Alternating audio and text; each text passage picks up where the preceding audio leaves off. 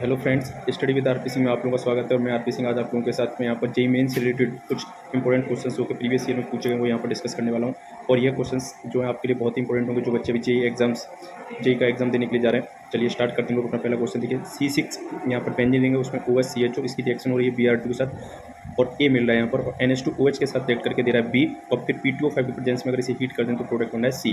और कह रहा है consider the above reaction sequence the product C. यहाँ पर हमें सी बताना है कि यहाँ पर सी क्या बनेगा। ठीक है, देखिए इस टाइप की जो रिएक्शन है वहाँ पर आपको थोड़ा हिंट भी काम में आती है, और वो हिंट ये है जैसे यहाँ पर इसने लिखा NH2OH, that means hydroxyl amine. Hydroxyl amine केवल और केवल किसके साथ रिएक्ट करता है? एल्डिहाइड और कीटोन के साथ। तो दैट मीन्स ये इसके साथ रिएक्ट करेगा, और जबकि फिनॉल जो है ये फिनॉल Br2 के साथ रिएक्ट करेगा, और Br2 अगर एक्वस मीडियम में है तो यहाँ पर आपको पता है कि ऑर्थो और पैरा स्थिति पर, ऑर्थो पैरा पोजीशन पर Br जुड़ जाता है। दैट मीन्स हमारा प्रोडक्ट जो यहाँ पर फॉर्म होना है वो बनेगा C6H5। पहले हम लोग ए को बना रहे हैं, और OH उसके साथ साथ यहाँ पर क्या हो रहा है Br, और यहाँ पर भी क्या हो जाएगा Br।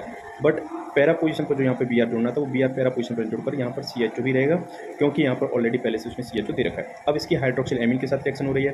हाइड्रोक्सिल एमीन को हम लोग लिख सकते हैं H2NOH इस तरीके से। तो आपको याद रखना है यहाँ से H2O निकल जाएगा, और H2O जब निकलेगा तो यहाँ पर ये बॉन्ड बन जाएगा CH double bond NOH।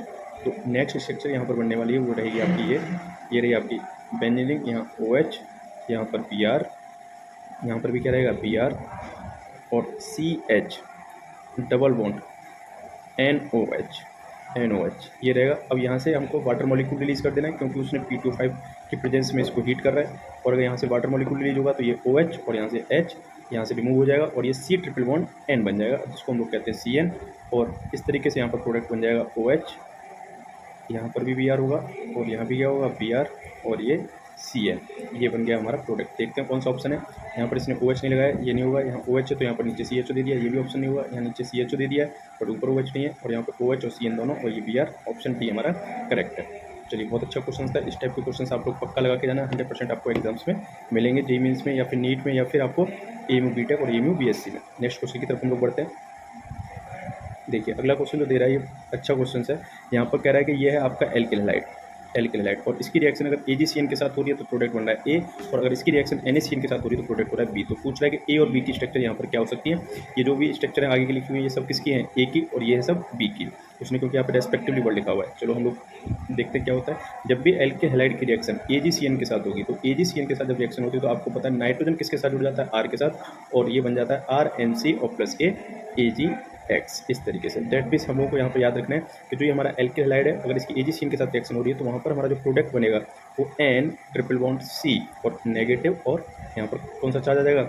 Sorry, nitrogen पर पॉजिटिव और इस पर नेगेटिव चार्ज आ जाएगा। देखते हैं कौन सा ऑप्शन है सर। देखिए फर्स्ट ऑप्शन भी यही है, और इसमें सेकंड में नहीं है, फिर थर्ड ऑप्शन भी आपका यही है, और फोर्थ ऑप्शन नहीं है। दैट मीन्स ए और सी में से कोई आंसर हो सकता है। नेक्स्ट देख लेते हैं। चलो RX अब किसके साथ रिएक्शन करा रहा है? NaCN के साथ। अगर NaCN के साथ रिएक्शन होगी तो आपको याद रखना है यहाँ पर ये NaX रिमूव हो जाएगा, और ये बन जाएगा आपका RCN। तो RCN बन रहा है। दैट मीन्स यहाँ पर हमें देखना है CN किस में बन रहा है। देखो एक तो इस पहले वाले में NCNC बना दिया, पहले वाला हमारा ऑप्शन क्या हो गया? रॉन्ग। बट इसमें यहाँ पर इसने CN बना दिया बी में, और ये हमारा सी ऑप्शन करेक्ट है। पहले यहाँ पर NC और फिर यहाँ पर CN। चलिए नेक्स्ट क्वेश्चन की तरफ हम लोग बढ़ते हैं। अगला क्वेश्चन, ये सभी क्वेश्चंस आपके जेईई मेंस में आए हुए हैं, और आप लोग इन क्वेश्चंस को पक्का करके जाना। 100% इस टाइप के क्वेश्चंस आपको एग्जाम में मिलेंगे, चाहे आप किसी भी एग्जाम की प्रिपरेशन करें, JEE mains, AMU BTech, AMU nursing या फिर आपका नीट। देखिए ये है आपका benzene diazonium salt plus NaOH product orange red die.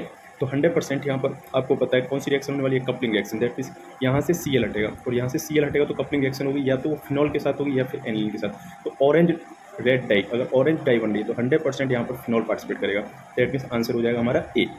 चलिए नेक्स्ट क्वेश्चन की तरफ हम लोग बढ़ते हैं।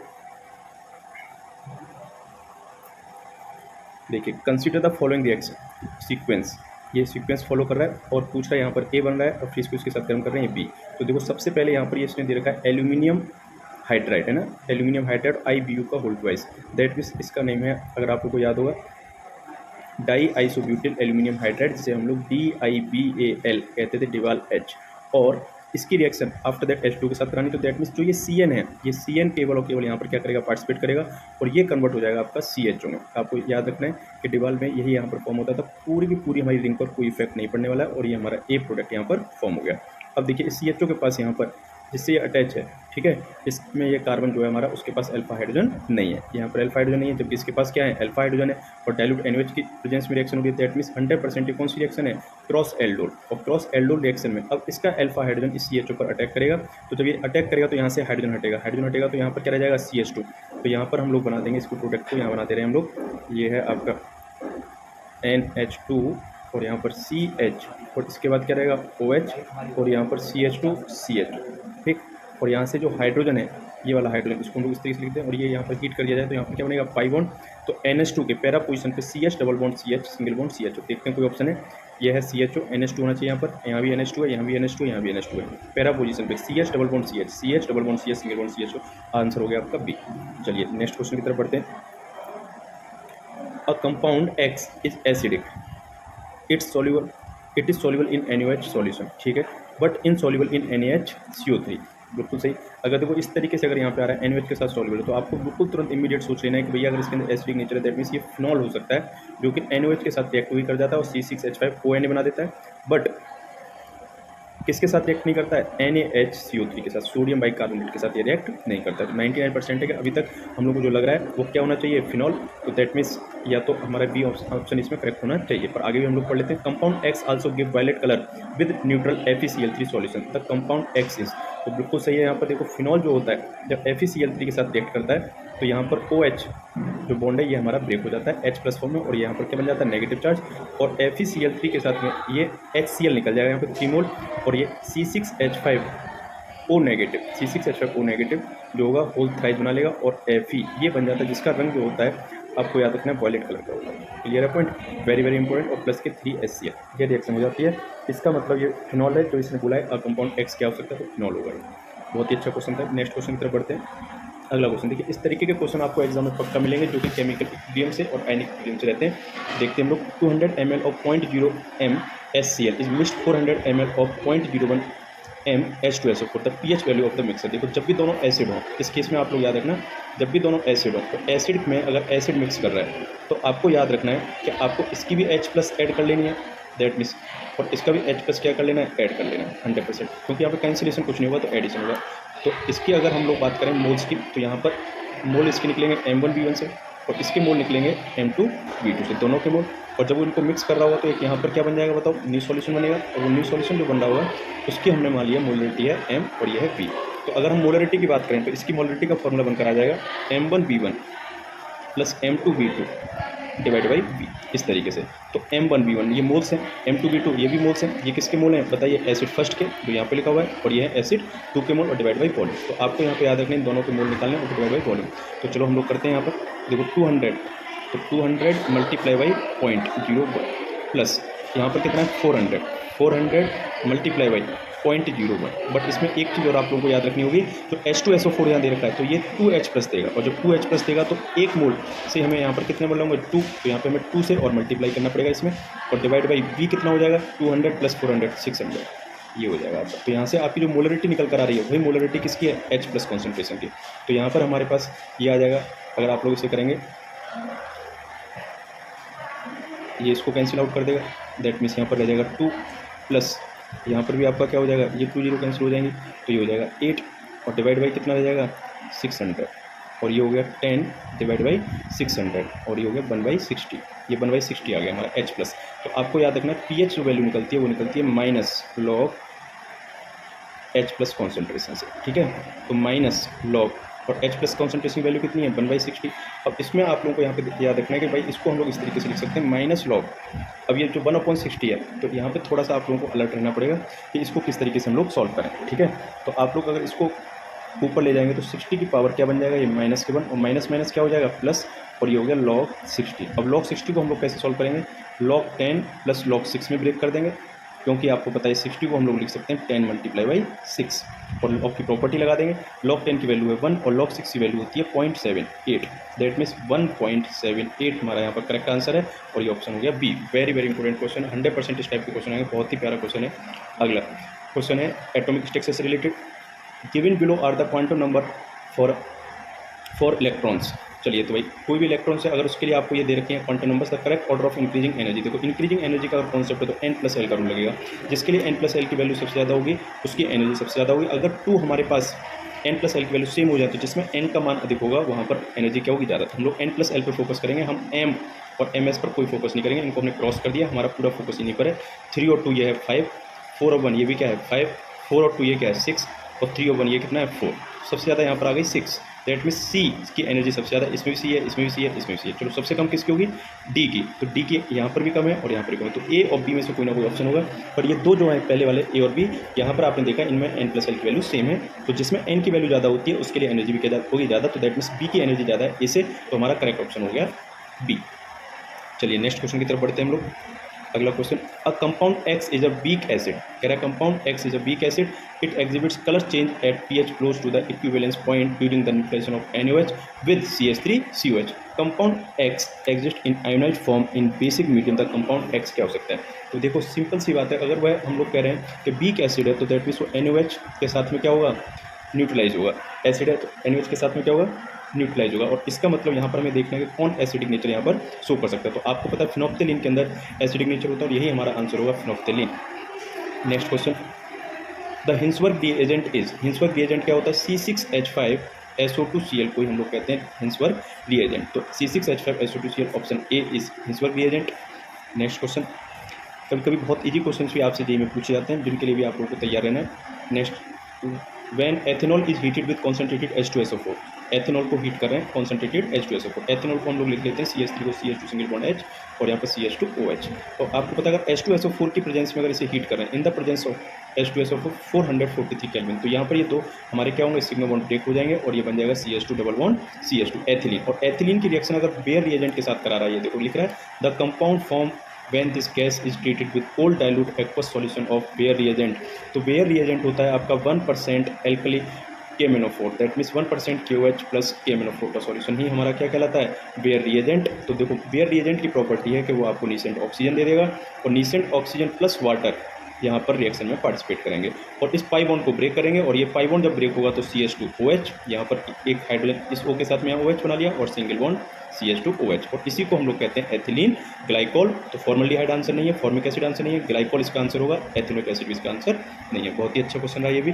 Next question, consider PF5BrF5 PCl3 SF6 ICl4 negative and ClF3 and IF5 among is the above molecule and ion the number of molecule and ion having sp3d2 hybridisation is. इसमें से कौन सा sp3d2 हाइब्रिडाइजेशन रखेगा ये हमें बताना है, कौन कौन से रख सकते हैं। एक से अधिक आंसर भी यहाँ पर सही होंगे। देखो फास्फोरस की अगर हम लोग बात करें तो फास्फोरस के आउटर मोस्ट शेल में 5 इलेक्ट्रॉन होते हैं, सभी के सभी यहाँ पर फ्लोरीन उन 5 इलेक्ट्रॉन के साथ में क्या कर लेंगे शेयरिंग और यहाँ पर इस तरीके से PF5 बना लेंगे। तो देखो यहाँ पर 1 2 3 4 5 sigma bond, that means bond pair कितने हो गए आपके 5, लोन पेयर कितना हो गया 0, EP बराबर कितना हो गया 5 और EP जब 5 होगा तो हाइब्रिडेशन आएगा sp3d आएगा यहाँ पर हाइब्रिडेशन। जबकि हमसे क्या पूछ रहा है sp3d2, तो दैट मीन्स हमारा पहला ऑप्शन रॉन्ग हो गया, ये नहीं होना चाहिए।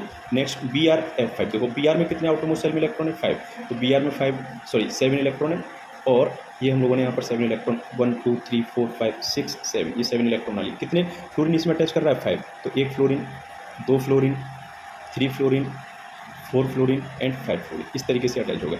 अब बताओ बॉन्ड पेयर कितने हो गए यहाँ पर 5 और लोन पेयर कितने हो गए 1, तो EP की वैल्यू कितनी हो गई 6 और EP जब 6 हो गया तो अब हाइब्रिडेशन आएगा sp3d2, तो एक स्पीसीज को हमें मिल गई BrF5 जो कि sp3d2 है। नेक्स्ट PCl3, देखो PCl3 में फास्फोरस में आउटर मोस्ट शेल में कितने इलेक्ट्रॉन है 5, तो यहाँ पर 3 क्लोरीन इसमें हमने सिंगल बॉन्ड से अटैच कर दिए, तो हमारे बॉन्ड पेयर कितने रहे यहाँ पर 3 और लोन पेयर कितना रहा 0, तो EP बराबर कितना आया अगेन लोन पे 1 है, तो EP बराबर कितना हो गया 4 और हाइब्रिडेशन आया sp3, तो PCl3 भी हमारा यहाँ पर ऑप्शन नहीं है। चलो और चेक करते हैं हम लोग। दैट मीन्स हम लोग को पता चल गया अभी तक हमने जो करें चेक, इसमें ये भी नहीं है BrF5 है, ये भी नहीं है SF6। सल्फर के आउटर मोस्ट शेल में 6 इलेक्ट्रॉन है और 6 के 6 इलेक्ट्रॉन बॉन्डिंग में क्या करने वाले हैं पार्टिसिपेट और इस तरीके से इसकी स्ट्रक्चर बन जाएगी। ठीक, अब इस बार आपके बॉन्ड पेयर कितने हो गए 6 और लोन पेयर कितने हैं 0, और अगर लोन पेयर 0 है और EP की वैल्यू अगर हम लोग निकालें तो आएगी 6 और हाइब्रिडेशन आएगा sp3d2। तो दैट मीन्स ये ऑप्शन भी हमारा क्या करेक्ट है। 2 स्पीसीज अब तक हमें मिल चुकी हैं जिसमें sp3d2 हाइब्रिडेशन है। अगला है ICl4 नेगेटिव, बहुत ही अच्छा ICl4 नेगेटिव। देखो आयोडीन जो है, आयोडीन के आउटर मोस्ट सेल में ऑलरेडी आपको पता है कितने इलेक्ट्रॉन होते हैं 7, और एक इस पर नेगेटिव चार्ज है तो हमने यहाँ एक और ऐड कर दिया, ये रहा नेगेटिव। अब आप क्लोरीन को अटैच करना कर दो स्टार्ट। यहाँ पर ये हो गया Cl, यहाँ पर ये हो गया Cl और यहाँ हो गया Cl। जब हाइड्रेशन पूछे तो आप कहीं भी अटैच कर सकते हो क्योंकि आपको ज्योमेट्री नहीं पूछ रहा है। तो हम लोग अभी रफली क्या कर रहे हैं, केवल और केवल स्ट्रक्चर बना रहे हैं और केवल हमारा फोकस हाइड्रेशन पर है। बॉन्ड पेयर हमारे 4 हैं और लोन पेयर हमारे कितने हो गए भाई, एक तो लोन पेयर ये रहा देखो, और एक लोन पेयर ये रहा, 2 लोन पेयर। तो EP की वैल्यू कितनी आ चुकी है अगेन 6, और हाइड्रेशन आ चुका है आपका sp3d2। दैट मीन इसका भी हाइड्रेशन क्या है sp3d2 है, जिसका भी हाइड्रेशन क्या था sp3d2 था। Br-F5 का हाइड्रेशन क्या है sp3d2, और PCl3 और PF5 का नहीं था ClF3। क्लोरीन के आउटर मोस्ट सेल में कितने इलेक्ट्रॉन है 7, तो फिर से हमने 7 इलेक्ट्रॉन यहाँ बना लिए, ये 7, और 3 क्या अटैच कर देने हैं यहाँ पर फ्लोरीन। यहाँ पर फ्लोरीन अटैच करो चाहे क्लोरीन अटैच करो, इससे कोई विशेष फर्क नहीं पड़ेगा क्योंकि बॉन्ड पेयर फिर से उतने आने 1 2 3 बॉन्ड पेयर है और 2 क्या है आपके पास लोन पेयर। तो ओनली 5 यहाँ पर EP रहा, और आपका हाइड्रेशन इस बार जो आने वाला है हाइड्रेशन जो रहेगा आपका sp3d रहेगा। तो ये भी ऑप्शन नहीं है आपका। अब IF5 में हम लोगों को पता है कि यहाँ पर आयोडीन के आउटर मोस्ट सेल में कितने इलेक्ट्रॉन है 7, तो ये 6, और यहाँ पर 5 फ्लोरीन हम लोगों को अटैच कर देने। तो देखो ये हो गया आपके 4 फ्लोरीन और ये रहा एक 5।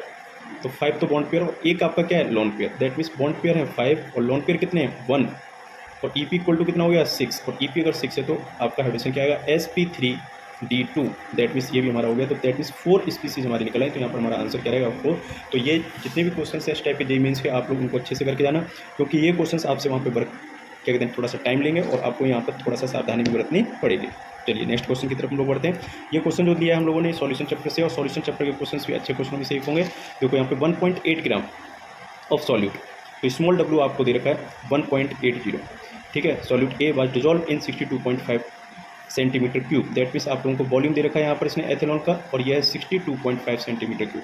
इसके साथ साथ इसने आप लोगों को freezing point of the solution is 55.1। That means ये हम लोगों को TF दे रखा है इसने 155.1, और TF नॉट की वैल्यू आप लोगों को यहाँ पर नीचे लिखी हुई है 156 केल्विन। देखो ये TF freezing point of ethanol is 156। तो यहाँ से हम लोग डेल्टा TF पहले से निकालेंगे, और डेल्टा TF की वैल्यू आ जाएगी 0.9, ठीक है। इसके साथ साथ इसने डेंसिटी ऑफ दे रखी है हम लोगों को किसकी, एथेनॉल की, और डेंसिटी दे रखी है इसमें 80। तो यहाँ से हम लोग कैपिटल W हम लोग निकालेंगे, और कैपिटल W की वैल्यू हो जाएगी 62.5 × 80। आप लोग मल्टीप्लाई करने की जल्दबाजी वहाँ मत बचाना, इसको ऐसे रहने दो होल्ड पर, और लास्ट में कैलकुलेशन कीजिए और अपने आप ही कैंसिल हो जाते हैं जनरली, ठीक है। और KF की वैल्यू आप लोगों को कितनी दे रखी है 2। अब केवल और केवल put the value and get the answer form में बचाए, कुछ इसमें ऐसा विशेष नहीं रहा। Delta TF equal to KF into small w बटा small m into capital W multiply by 1000।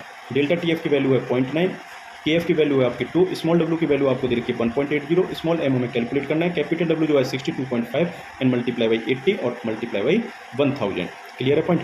और अब आप इसको इजीली सॉल्व कर सकते हो। देखिए यहाँ पर आप इसकी कैलकुलेशन जब करेंगे तो m की वैल्यू जो आने वाली है वो आएगी 80, ठीक।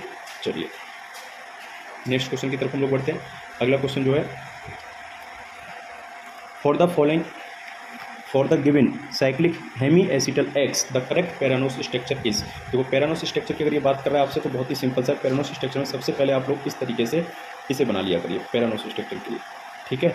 जब ये बना लो अब इसमें हमें क्या करना है, OH और H को अटैच करना है। देखो ये है आपका फर्स्ट कार्बन, तो हमारे केस में फर्स्ट कार्बन ये रहेगा यहाँ पर, और यहाँ पर H जो है ये अंदर की तरफ है। अगर H अंदर की तरफ है तो यहाँ पर आप लोगों को ये है H और ये है OH, बस इतना याद रखना है। जो अंदर है उसको नीचे की तरफ बनाते जाओ और जो बाहर की तरफ है उसे ऊपर की तरफ बनाते हो। यहाँ पर फिर से क्या आएगा OH और यहाँ पर क्या रहेगा H।